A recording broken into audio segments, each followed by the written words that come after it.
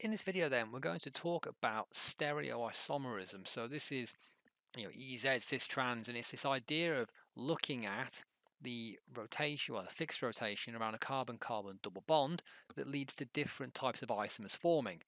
So I'm going to run through a couple of questions based off of this, based on, how the bonding works to begin with, and then a little bit on stereoisomerism and drawing them. So let's get straight into it then. So this is an alkene. It says we've got restricted rotation around the carbon-carbon double bond, and it contains a sigma bond and a pi bond. And for the first question, it's just describing one difference between the sigma bond and pi bond. Now, there's a couple of answers for this. In terms of what they are, so just remember, if I've got two carbon atoms, the sigma is the direct overlap of the two orbitals. Okay, whereas the pi bond are formed from the sideways overlap, okay, of the p orbitals above and below. So there's two differences you can write down here effectively. Okay, sigma is direct overlap, and the pi is sideways overlap. That will do. Okay, there's no reason to go any further. You can write obviously that the sigma orbitals are between the atoms and the pi orbitals are above and below. That would be fine as well. The important part about this in terms of exam technique is ensuring that you do a comparative statement. So you can't just say, oh, sigma's direct overlap and leave it there. You have to write what the pi bond is as well. You have to describe the difference as in by stating both of them. Okay, you need to say sigma is this and pi is this. That's the important point. Don't just write sigma is a direct overlap and pi is not. You need to write what pi actually is. Okay, so sigma is direct and pi is sideways overlap. That will be enough, and you can move on. Right, compound A then. It does not have EZ isomers. Explain why. You simply have to say, well, it's got a double bond. That's one prerequisite, so that's not the reason. But this carbon has the same group attached to it twice. Okay, so compound A does not have EZ isomers because one carbon has two of the same group. Okay, so you just write, two of the same group on one carbon. And that's all you need to write. Okay, simple as that. Okay, because you can't get different orientations and arrangements of this if you've got the same group on either side. There's no, if you swap them around, it's the same thing. And if you swapped around the other side, it's still the same thing because it's just been rotated. Okay, so you need different groups on both sides. Right, structural isomer of compound A has EZ isomers. Draw the structure and name the isomer. So structural isomer then, not the same as a stereoisomer. Structural isomer is moving around the group, so we can move them around now. And it says a structural isomer has EZ isomers, so it must be an isomer that has two different groups on each carbon. So this carbon on the left-hand side I'm not concerned about because it already has two different groups. It's this one we need to move around. So the only way we can do this, the only way it works, there's only one way you can structurally change this, is take this CH3 group and move it to the bottom. So what does that look like? Well, that would look like, so the left-hand side stays the same. CH3, H.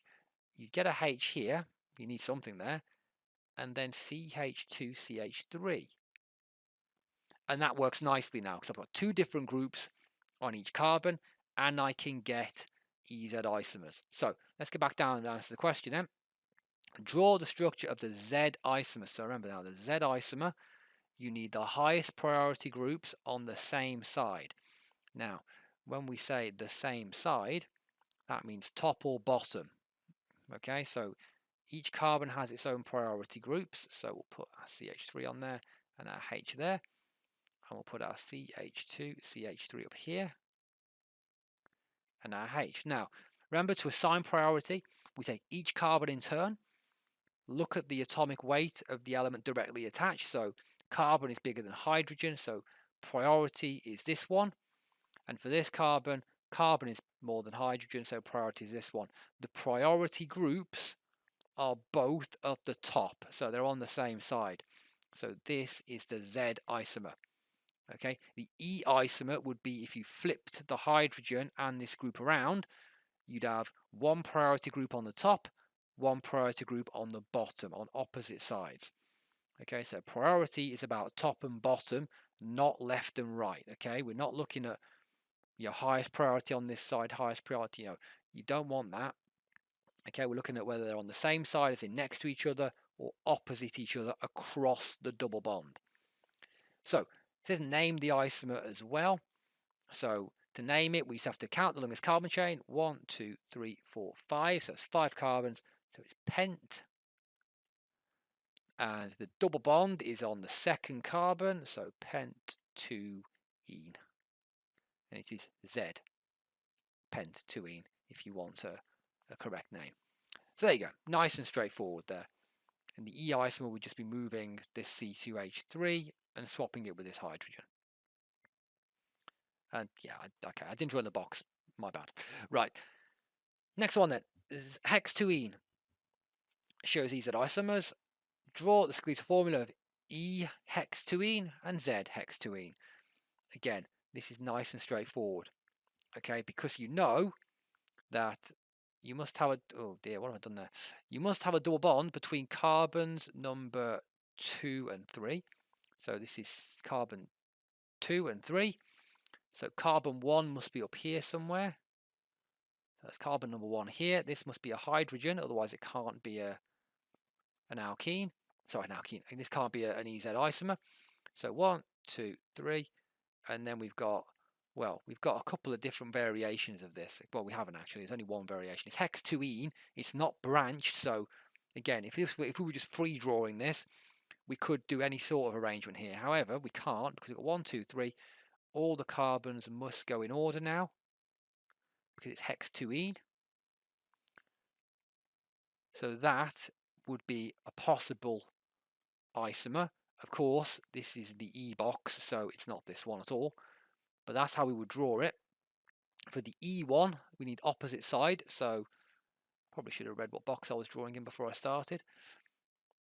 But just be careful, okay? It's hex-2-ene, so it must be a straight chain. You might be tempted to put a CH2, CH3 up here and just a CH3 at the bottom. That would work. You would have a correct isomer, and it would be an ER or Z isomer, but it wouldn't be hex-2-ene anymore. It would be a branched version. So just be careful with that, okay? It's no branches, it's a straight chain. So that would be the E version, and the Z version is what I drew originally. Okay, so it's carbon 1, carbon 2, and again, you can just number the carbons if you're unsure. Okay, it's not difficult to do. Okay, it's, just say, it's hex-2-ene, this is carbon 2, this is carbon 3, that's got to be carbon 1, and then, you've got carbon 4, carbon 5, carbon 6, and there you go. Nice, easy 2 marks, nothing too complicated to work with. And then you have it again. State and explain the features that lead to EZ isomers. Question comes up all the time.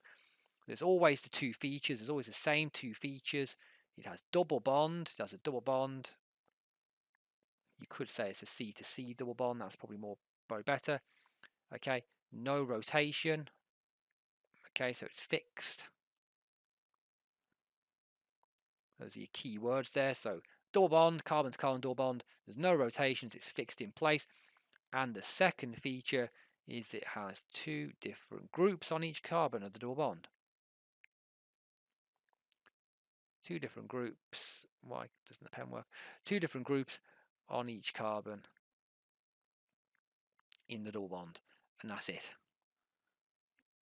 Oops, in double bond. Yeah, my handwriting's atrocious. There we go. So 2 main points: double bond, no rotation, it's fixed. That's one thing that you have to have for EZ isomerism, and the second one, 2 different groups on each carbon, and that's all you need. Okay, but it should say each carbon in the double bond, okay, because otherwise you could talk about any carbons. But that's it.